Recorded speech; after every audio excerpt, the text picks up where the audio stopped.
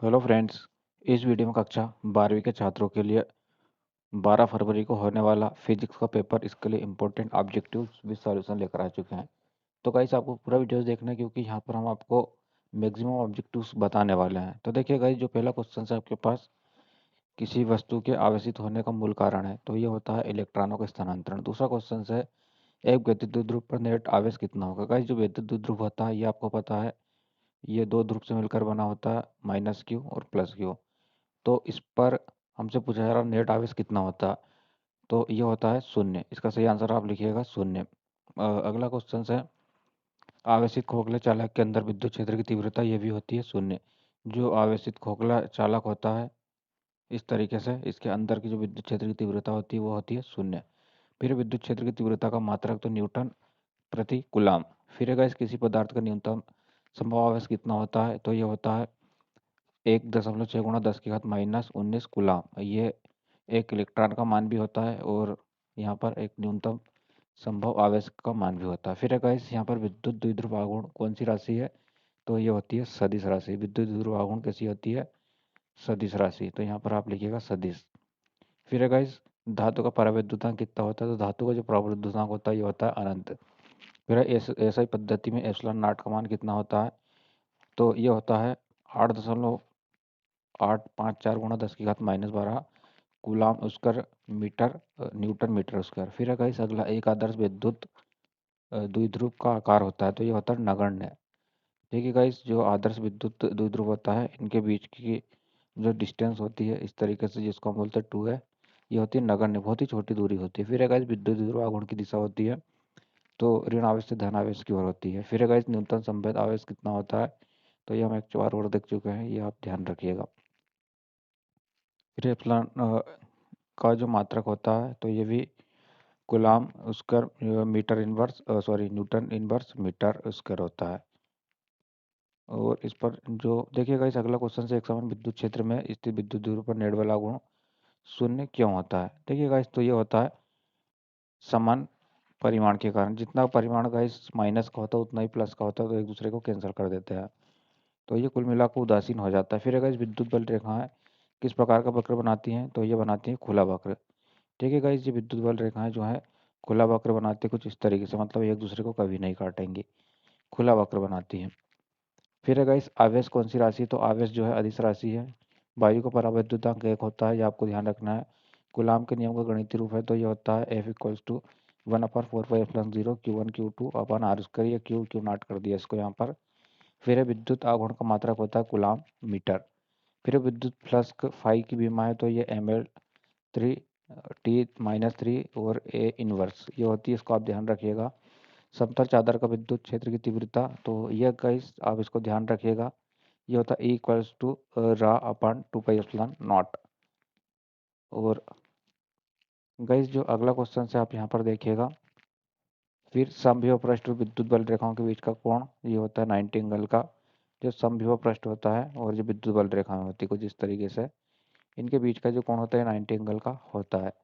फिर यदि धनावेशी चालक को पृथ्वी से जोड़ दिया जाए तो क्या होगा, तो इलेक्ट्रॉन पृथ्वी की ओर, मतलब पृथ्वी में चला जाएगा। इसको जब हम अर्थ से जोड़ेंगे तो सारे इलेक्ट्रॉन कहाँ चले जाएंगे, अंडरग्राउंड चले जाएंगे, पृथ्वी में चले जाएंगे। फिर अगर इस एक माइक्रोफेरेड धारिता की गोली संधारित्र की त्रिज्या होगी, तो आप इसको फार्मूले में फिट करके देख लीजिएगा, ये आएगा 9 किलोमीटर। फिर अगर इस यहाँ पर दो संधारित्र को श्रेणी क्रम में जोड़ने में प्रत्येक संधारित्र पर क्या होगा समान, तो समान होगा आवेश। हमारे पास दो संधारित्र हैं कुछ इस तरीके से, है ना गाइस, और यहाँ पर हमने इसको क्या करा, श्रेणी क्रम में जोड़ दिया। हमने कुछ इस तरीके से श्रेणी क्रम में जोड़ दिया, तो इसका जो आवेश है ये समान रहेगा गाइस। फिर विद्युत धारिता का ऐसे मात्रक होता है फेरेड। समांतर प्लेट संधारित्र में विद्युत क्षेत्र के रूप में ऊर्जा संचरित होती है, तो पराविद्युत माध्यम के रूप में। विद्युत क्षेत्र में दूरी के साथ विभव में परिवर्तन कहलाता है, तो ये कहलाता है विभव प्रवणता। फिर वह पृष्ठ जिसके प्रत्येक बिंदु पर वेग समान होता है समविभव पृष्ठ कहलाता है। किसी आवेश को विद्युत क्षेत्र में लंबत ले जाने पर किया गया कार्य, तो ये होता है गाइस 0। फिर अगला है नागरिक विद्युत वितरण के रूप में कौन सी धारा दी जाती है, तो ये आप सब जानते हैं, यह होती है प्रत्यावर्ती धारा।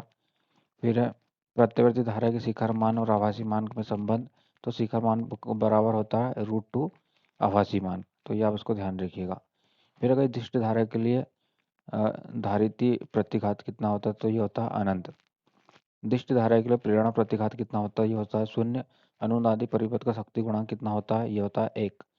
फिर केवल ऐसी परिपथ में औसत शक्ति व्यय कितना होता है, तो ये होता है 0। फिर अगर प्रेरण प्रतिघात का सूत्र होता था XL equal to omega L.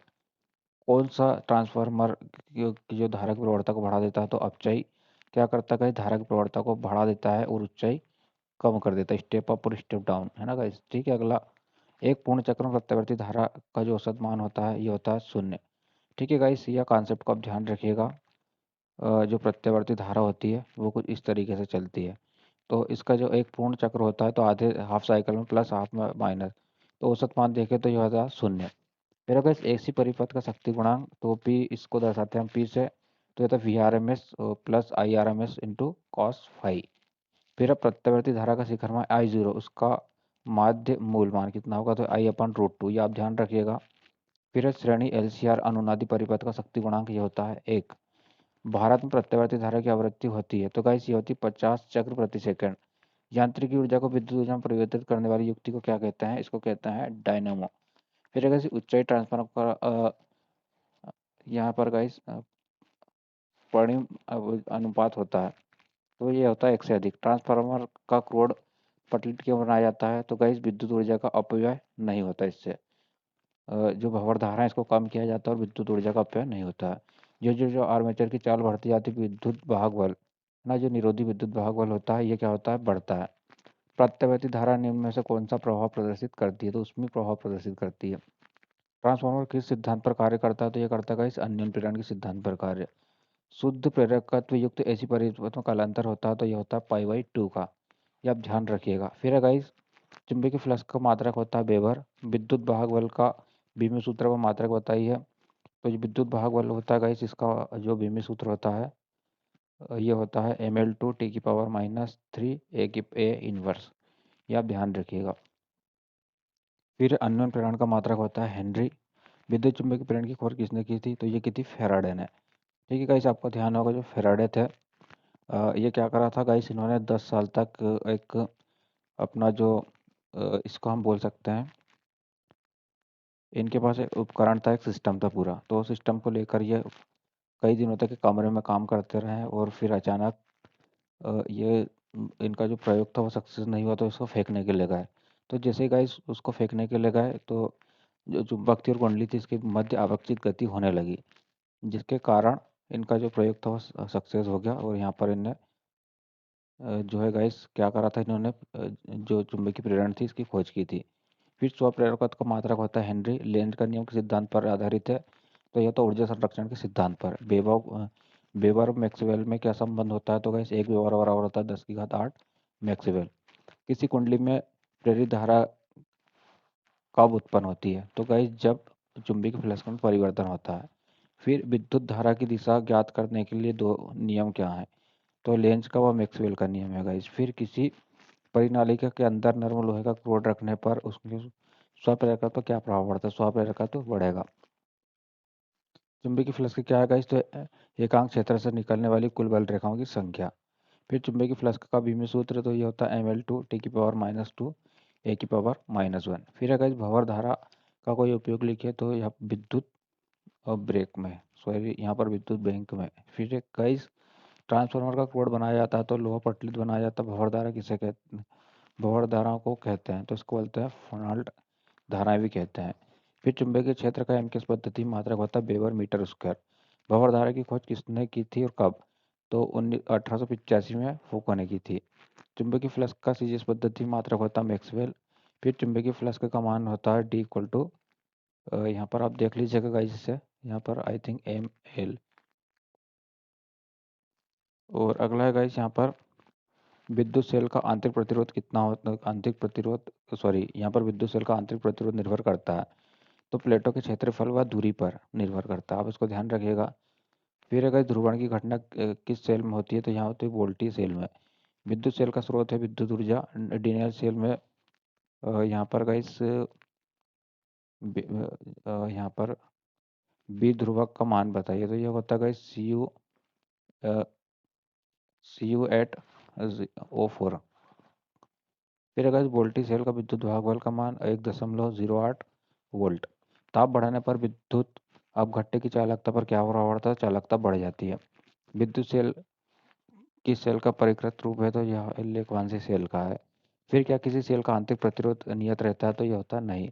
Cell की वोल्टता का मान है तो 2.2 वोल्ट। फिर ऐसा ही पद्धति में शक्ति गुणांक होता है वाट। ताप बढ़ाने पर विद्युत प्रतिरोध बढ़ता है किसका? तो धातुओं का। ओमी प्रतिरोध का उदाहरण है तांबे की तार। किसी चालक में विद्युत प्रवाह कहते हैं तो मुक्त इलेक्ट्रॉनों का प्रवाह। किसी चालक की प्रतिरोधकता निर्भर करती है उसके पदार्थ पर। फिर किसी तार को खींचकर उसकी लंबाई को दुगना करने पर उसका प्रतिरोध कितना होगा? तो यह होगा 4 गुना। दुगना 4 गुना, ऐसा आप ध्यान रखिएगा। अति चालक पदार्थ की चालकता होती है अनंत। किसी पदार्थ के विशिष्ट प्रतिरोध के व्युत्क्रम को कहते हैं चालकता। फिर विशिष्ट प्रतिरोध का बीमी सूत्र होता है ml3 T⁻³ A⁻²। यह ध्यान रखिएगा। अर्धचालकों का प्रतिरोधक ताप गुणांक होता है तो यह होता है ऋणात्मक। किरचॉफ का द्वितीय नियम किस पर आधारित है? तो यह ऊर्जा संरक्षण के नियम पर।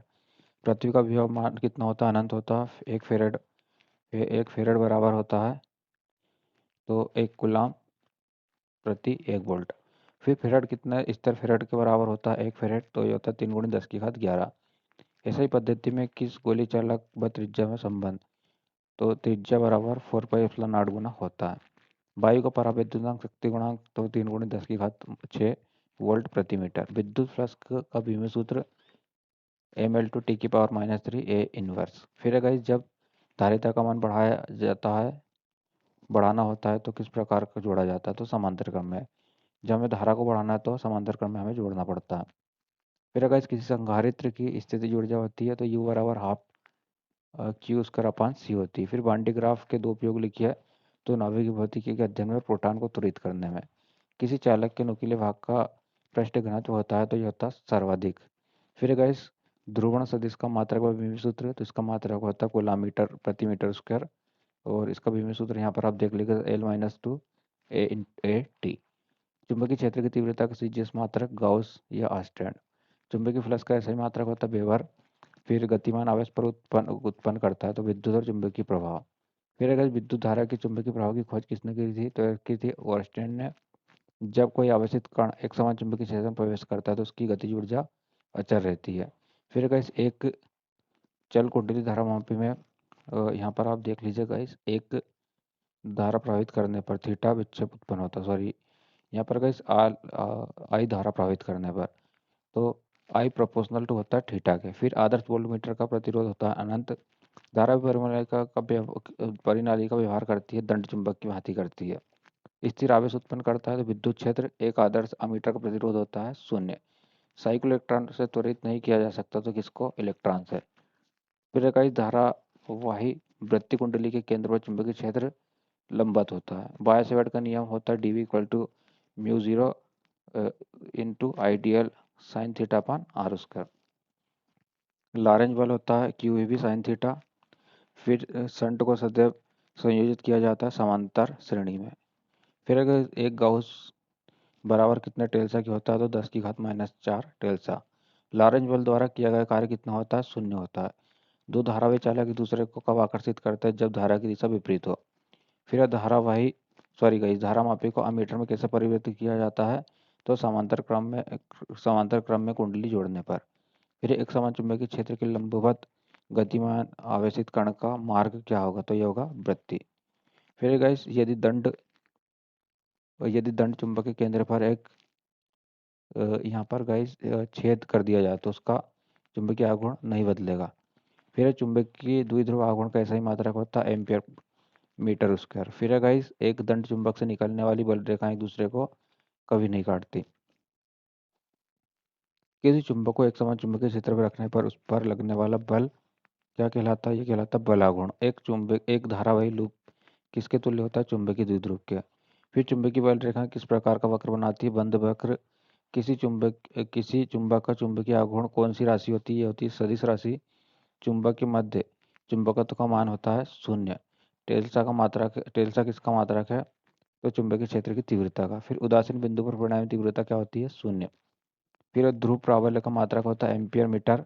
निरपेक्ष चुंबकशीलता का मात्रक होता है हेनरी प्रति मीटर। एक दंड चुंबक की प्रभावकारी लंबाई उसकी ज्यामितीय लंबाई से किस प्रकार संबंधित है? तो यदि 5/6 गुणा ज्यामितीय लंबाई। फिर एक समान चुंबकीय क्षेत्र में बल रेखाएं किस प्रकार होती हैं? समांतर एवं दूरस्थ।